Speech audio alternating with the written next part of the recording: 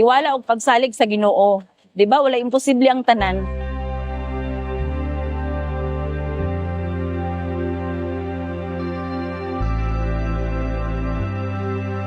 Kami duha sa akong partner, sayo pa may magbango, no? Kaya siyempre, ang among mga obligasyon kada adlaw, pareha ng mga gismi, para himo na magsalaset.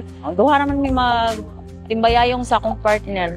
Para nga, og mahalin, di, kapalit po mig bugas, kapalit po mig gamay ng sudan, kabayad mig tubig o kuryente, okay ra kayo. Ora na mo ang kalipay nga makapakaon mig tarong sa akong mga anak. Pag abot sa among materialis, mo man ang katingon, nang putol-putulon, kung unsa ang order sa mo, payag ba or salaset, amo man ang katingon. Gakati nga akong bana, ako pod kagisan na nako. Nya pagkahuman, magtambayayong may nang duha, nya tabangan ko na nako og kanang display. Parehaan ni ang ako ang mga kauban, dinalian, kinahanglan nga ako di mag-una na. Kaya ron nga sunon ko nila.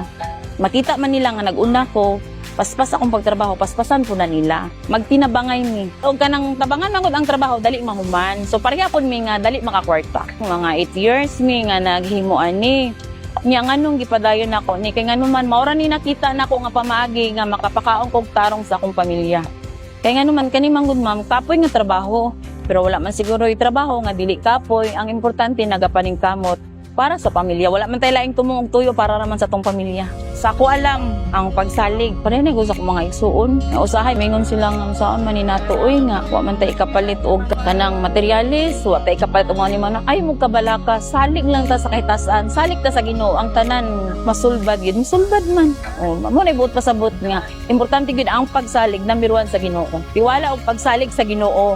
Di ba wala imposible ang tanan.